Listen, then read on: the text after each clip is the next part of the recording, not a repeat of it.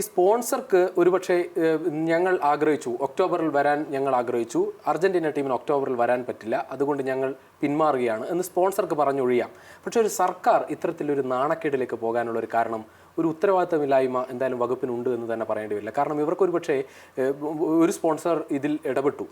ആദ്യഘട്ടത്തിൽ തന്നെ ഒരു വിവാദം ഉണ്ടായ പശ്ചാത്തലം നമുക്കറിയാം മാസങ്ങൾക്ക് മുമ്പ്. ആ സമയത്തെങ്കിലും മറ്റൊരു സ്പോൺസറെ കണ്ടെത്താനോ അല്ലെങ്കിൽ ഈ സ്പോൺസറോട് കൃത്യമായി കാര്യങ്ങൾ ചോദിച്ചറിയാനോ, നമുക്കറിയാം സ്പെയിനിൽ വരെ കായിക മന്ത്രി പോയിട്ടാണ് അർജന്റീന ഫുട്ബോൾ അസോസിയേഷൻ പ്രതിനിധികളെ സംസാരിച്ചത്.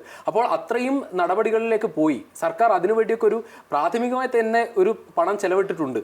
എങ്കിൽ ഇവർക്ക് ഒരു ഉത്തരവാദിത്തത്തോടെ അടുത്ത ഘട്ടമെങ്കിലും ഒന്ന് ശ്രമിക്കാമായിരുന്നു. തീർച്ചയായും സർക്കാർ, ഞാൻ നേരത്തെ പറഞ്ഞ ഒരു ഭരണ സംവിധാനം ഇതിനുവേണ്ടി ശ്രമിച്ചിട്ടില്ല.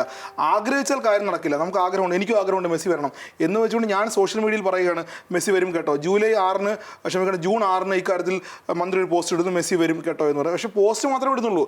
അത് സ്പോൺസർ ചർച്ച നടത്തിയെന്ന് പറയുന്നു. പക്ഷേ സ്പോൺസർ എവിടെയാണ് ചർച്ച നടത്തിയത്? ആരുമായിട്ടാണ് ചർച്ച നടത്തിയത്? എത്ര പൈസ കൊടുക്കണം?